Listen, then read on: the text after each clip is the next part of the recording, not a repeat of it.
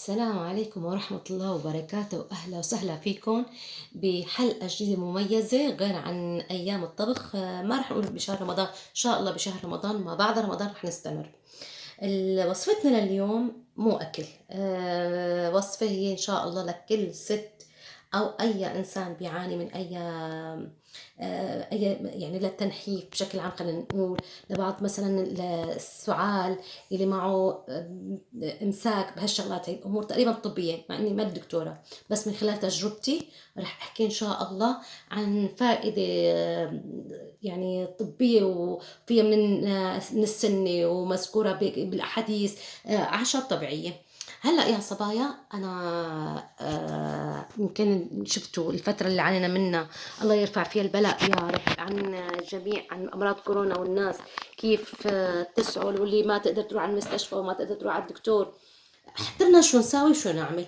انا يمكن حتى الصبايا اللي معي بالفيس عرفوا انه انا كنت بعاني من سعال شديد شديد، الله لا يدوقه لحدا، يعني احكي كلمه اسعل 10 مرات. ما خلت شيء. اول شيء ادويه، طبعا الشرابات سعر الا ما استعملتها، استنفذت كل شيء. رحت على الدكتوره ما استقبلتني، كان الوضع ما بيسمح، يعني خافت لانه يكون معي كورونا، وحللت ما في شيء. جبت الدواء ورحت بعد ما حللت مشان الكوفيد، وصفت لي دواء على الارض. ابن اخي الله يجبر خاطره، وطبعا انا كنت استخدم من قبل كمان اعشاب، كنت دائما انا مشروبي دائما الماء اتخلى عنه، استخدم مثل مو شايفين عندي مجموعة أعشاب كلها أعشاب طبيعية وموجودة بكل بيت متوفرة، بس كل شيء له فائدة وله سبحان الله، يعني لأي منطقة من الجسم في له خصوصياته. أنا كنت استخدم أول شيء الزنجبيل، الزهر البابونج، ليمون. طبعا انا ما حط هالكميه انا، بس انا حطيت كل المكونات، الزعتر البري الاخضر، القرنفل سبحان الله فعال وفعلا مثل السحر، الشمره واليانسون. هلا كنت انا اشوفه حتى كمان، هلا عندي كاستي عم اشربها الماء بقدر بلاها، كتير كتير كتير طيبة وفائدتها فظيعة. أنا اللي حاطة بالمكونات هلا الكاسة هلا لإلي، خصوصي هلا بشهر رمضان مشان ما نحس يعني يصير وزننا أطنان وقاعدين لا حركة ولا عملة. هاي بتنزل بالنسبة لإلي شحوم كوليسترول، أنا معي شحوم كوليسترول. الوصفة مشان اللي تمنع، أول شي خلينا نحكي مشان السمنة. الوصفة الطبية العجيبة إن شاء الله تعالى، الزنجبيل والليمون طبعا والعسل أهم شيء، واليانسون. الشمرة مفيدة كتير، بس في إلها بعض الآثار، حقلكم إمتى نستعمله وإمتى ما نستعمله. هلا أنا حاطة بكاستي طبعا غالية الليمون والزنجبيل والشمرة محلتهم بالعسل. راح لكم كيف المكونات. هلا أنا عندي هذا الزنجبيل الأخضر، طبعا ما راح أحطه هيك، أنا بقشره، باخذ جزء منه بقشره. تحبوه مطحون طبعا ما بدي انا بودره شوي، حد بيبقى كتير. انا بالسكينه ببشره تقريبا، يعني قطعه صغيره صغيره، بخليه يغلي مع المي. ونفس الشيء شرايح الليمون، وبحط معلقه صغيره يانسون هاد شايفينه، معلقه صغيره، بخليهم يغلوا مع بعض. انا بترك مثلا بطبيعه الاحوال، طبعا مو هلا برمضان، بترك بريق بغليه مثلا الصبح، بضل عندي طول النهار، بشرب باليوم 3 مرات 4 مرات. بحس دائما انا كان معي مشكله نفخه بالكولون، بحس دائما رياحه بالكولون. لسه نسيت احط كمان كمون، الكمون ما في مثله المغلي للمعده وللكولون، بيروح بيطرد طارد الغازات والنفخه. واليانسون سبحان الله، بتعرفوا اليانسون كانوا يعطوه للطفل الصغير لحتى ينام يهدى. اليانسون مثله مهدئ ومريح للاعصاب، ما في. وبنفس الوقت للامعاء كمان كتير كتير ظريف. بس انا الليمون طبعا ما بحطها كلها هي، بحط للبريق شي شريحتين 3، بغليهم هن. والزنجبيل، الزنجبيل كمان ما بكتر، ما حدا يسرف يا جماعة، لأنه الإسراف بكل شيء مو منيح. حط يعني قطعة تقريبا، قطعة يعني قطعة صغيرة تقريبا قد هي لهون، عند حجم اصبعتك لهون، مو الجزء التحتاني اوعكم الفوقاني، هي حتبين انه كبيرة. قشرها وبالسكينة، ما انه يعني ابشرها بشر، مو بشر بمعنى البشر، لا قطعة صغيرة، خليها تغلي مع بالبريق، واتركها بعد ما تغلي اتركها شوي. الزنجبيل والليمون والشمرة، انا هلا هذا الشرب اللي عم اشربه هم مشان الشحوم. شو الشحوم؟ يعني السمنه، بمعنى انا مالي سمينه، بس في شحوم داخليه بالدم. انا الشحوم اللي عندي داخليه بالدم، في ناس لا شحومها ظاهره، هذا كله بدوبه ما في منه.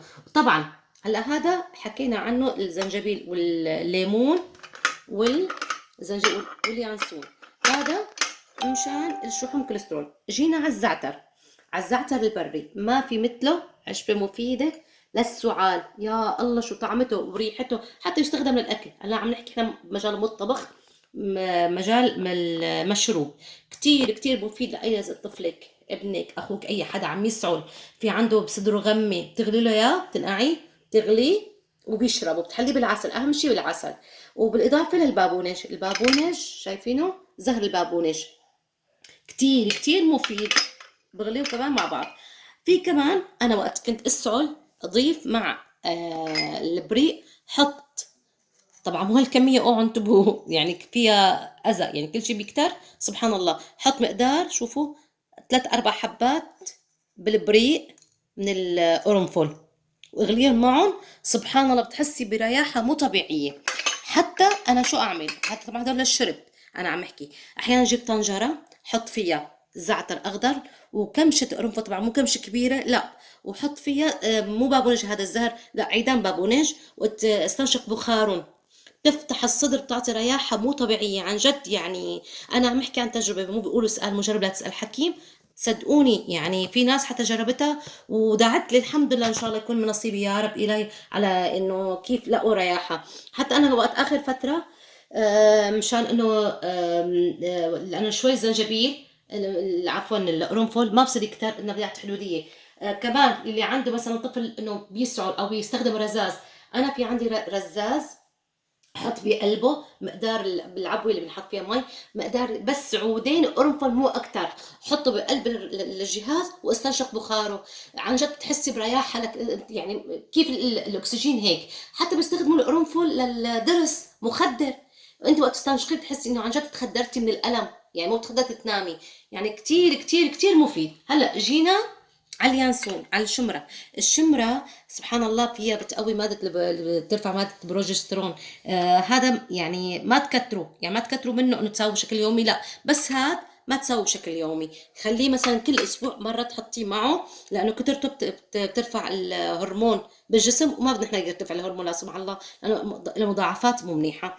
هذا بس ما تكتروا منه، اما الباقي كتير. حتى الزنجبيل، الزنجبيل بالكمية بالغلي ما تكتري، ما تكتروا يعني، لانه مثل ما قلت لكم كل شيء بيكتر بيعمل مفعول عكسي.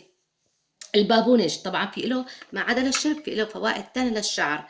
ان شاء الله الفيديو الثاني رح نحكي عن الشغلات اللي بتقوي الشعر واللي بتنعم الشعر، وشو هي بعض الخلطات اللي بنساويها مشان الشعر. بنرجع لهذا المشاريب، انا قلت لكم هلا انا هذا مشروبي مكون بس من 3 عناصر، زنجبيل وليمون ويانسون والعسل. انا امبارح كنت حاطه قرنفل، شربت قرنفل مثل ما قلنا، مع الغلي بنحط بس حبتين قرنفل مو اكتر مع الغلي، انتبهوا الشرب ما بصير تكتروا. والزعتر، الزعتر فيك تشربيه لحاله مع البابونج، وان شاء الله رح جربوا وادعوا لي اذا استمرتوا على الوصفه، خصوصا الليمون، الليمون كتير كتير هم فيتامين، وهم يعني فيتامين في فيتامين سي، وهم بينزل الشحوم الكوليسترول. وجربوه ورح تدعوا لي وتشوفوا كيف نتائجه، يعني خلال اسبوع رح تلاقوا فرق بحالكم. وان شاء الله صحتين وهنا يا رب. واي شيء بتحبوا تستفسروه كتبوا لي بالتعليق، اي شيء بتحبوا انا احكي عنه كمان، لا تنسوني من الاشتراك بالقناه لحتى يوصلكم كل شيء جديد مني.